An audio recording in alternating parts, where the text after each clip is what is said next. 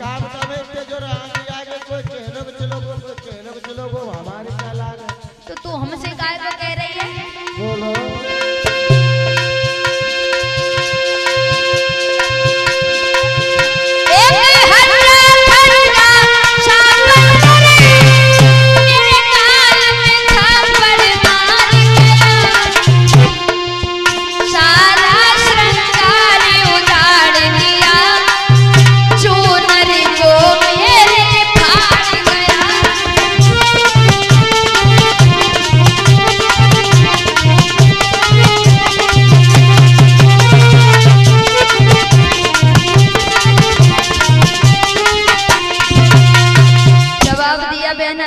बातें कर रही है। सुन लो, हमें एक बंदर मिल गया, तुम तो हमें छोड़ के चली गई। अच्छा हाँ ठीक है, क्या है तो चलो घर पे चलो घर पे चलो। आज पवन रेखा घर पे आई है, अपने महाराज को सारी हकीकत बताई।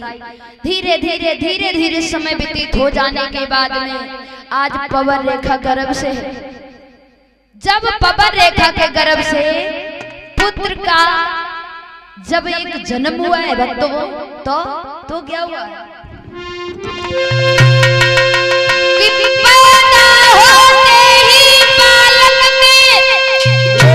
और आंधी तूफान मचाने लगी,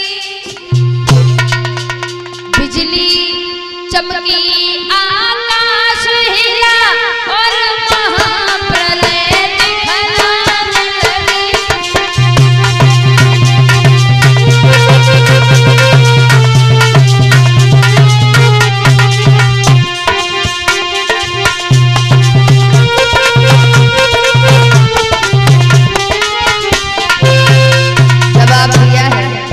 पवन रेखा के गर्भ से पुत्र का जन्म हुआ है भैया।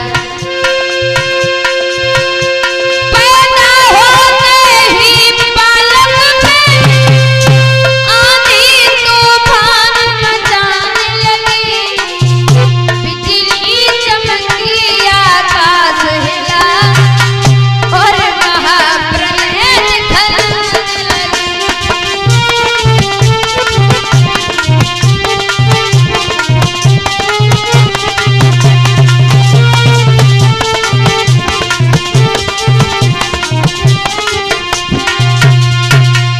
बताया है जब पवन रेखा के गर्भ से एक पुत्र का जन्म हुआ, तब आंधी तूफान आने लगे, बिजलियां चमकने लगी।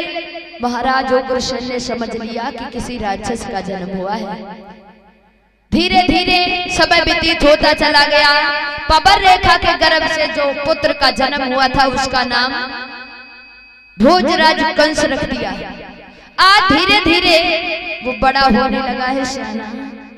तो भक्तों 18 गुंडों को अपने साथ